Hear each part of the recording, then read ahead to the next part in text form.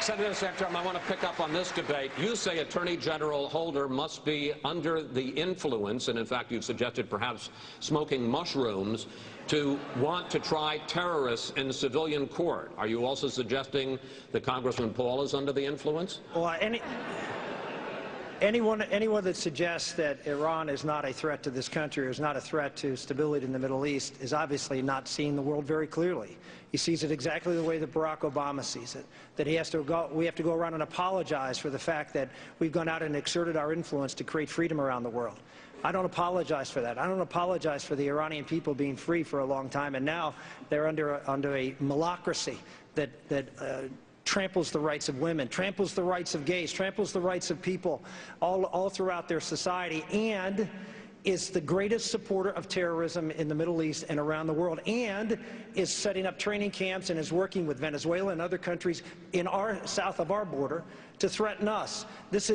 Iran is a country that must be confronted.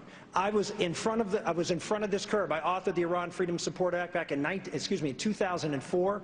It was blocked by Joe Biden, nonetheless, and Barack Obama once. We got it passed, and I can tell you, if Rick Santorum and when Rick Santorum is president, Iran will not get a nuclear weapon because the world as we know it will be no more. Congressman Paul, 30 seconds. You've heard the war propaganda that is liable to lead us into the sixth war, and I worry about that position.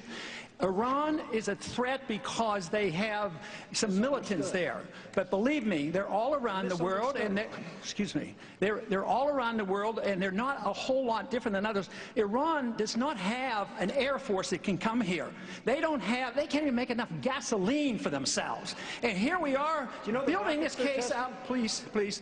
They're building up this case just like we did in Iraq. Build up the war propaganda. There was no Al-Qaeda in Iraq, and they had nuclear weapons, and we had to go in. I'm sure you supported that war as well. Okay. It's time we quit this. It's time. It's trillions of dollars we're spending on these wars.